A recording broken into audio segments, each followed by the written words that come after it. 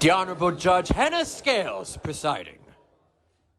Mr. Cox, the court has read your petition for adoption and checked your financial background and moral turpitude and found them both exemplary. Thank you, Your Honor.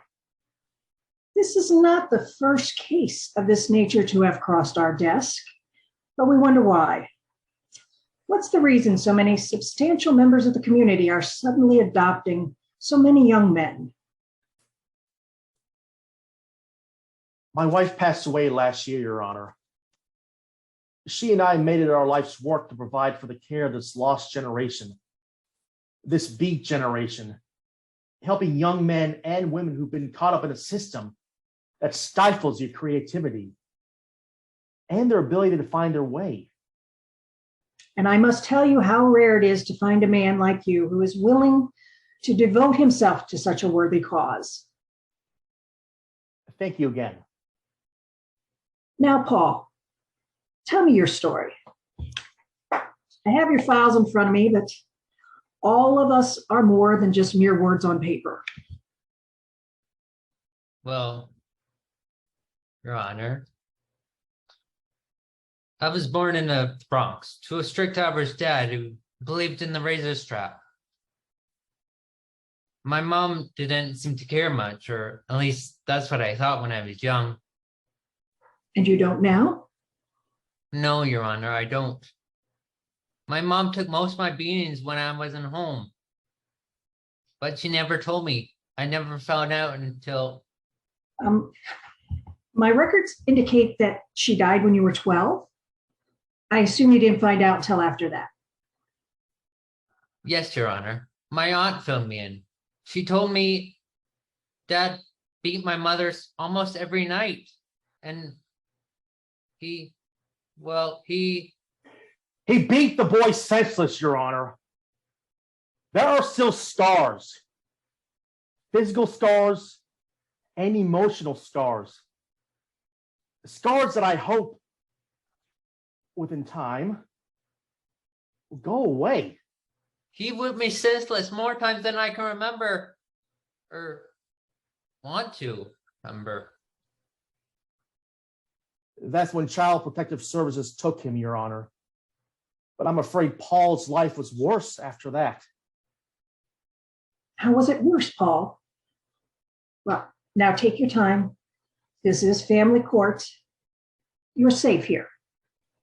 I know. Thank you, Your Honor. The abuse continued through 5 different families until Jean and David rescued me. I guess they saw some value in me that I didn't. But they took me in during my junior year in high school and my grades improved. Well, Paul, you don't have to be shy with me. I see that you earned straight A's in your junior and senior years, and you were a star athlete on the track team. And also on the swim team. And you won a track scholarship to City College. Good job. Well, that wasn't as much as the Coxes, Your Honor. But then Jean,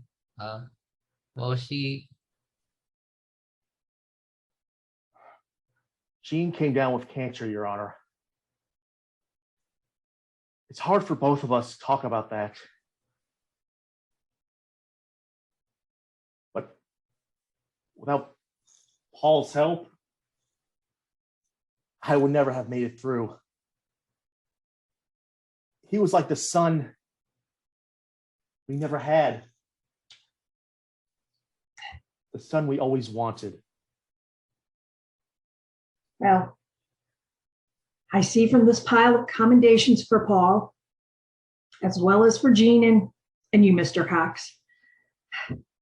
But what makes you believe that at Paul's age, he needs you in his life? I see he's a freshman in college now, and well on his way to a productive life. So why at the age of 19 does he need a dad? Every boy needs a dad, Your Honor. And this boy, this young man, still needs a dad's love and care. When I look around and see other parents with their grown kids, I never ask myself why they're still supporting them financially emotionally, spiritually. I have a feeling you are the same. But back to Paul. He wants to be a lawyer. Following in your footsteps. It's commendable. Yes, it is. And Paul and I discussed all the things he'll need to do, to be, to take care of in the next 10 years or so. Oh, well, say no more, Mr. Cox. It's obvious you have the means and the heart to help this young man go anywhere he wants. To the best of my ability, Your Honor. To the best of my ability. But back to you, Paul. Why do you want to become a lawyer? You know how long that journey is, right? Yes, Your Honor. David is showing me every day how difficult it will be. But when I do become a lawyer, I want to work on the family court and do something to protect these children, especially those who are difficult or different or troubled or confused. So many parents don't even understand their own kids. I saw that in the foster homes and from the boys and girls I met as I struggled through junior high and the first years of high school. There's bullying for no reason. There's hatred for anyone different or anyone who doesn't totally fit in. That's why I like David so much. He accepts me for who I am. No one has ever done that before. Well said, Paul Williams. You're among the most mature young men this court has ever seen. I owe that to Jean and David, ma'am. And to yourself, Paul, for overcoming. Well, I don't need to hear any more. This is an easy decision.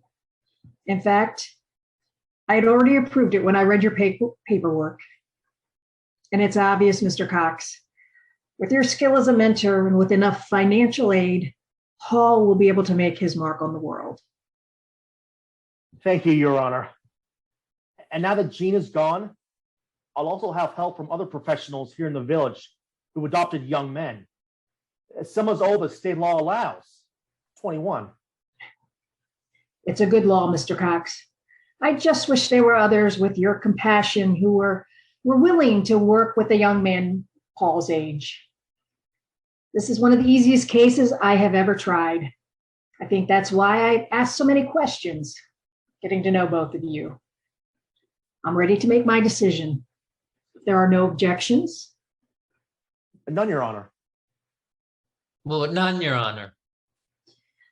Then I hereby grant your petition to adopt Paul Williams as your son, and I also grant Paul Williams' petition to legally change his name to Paul Cox. And since there is no other business, court is adjourned.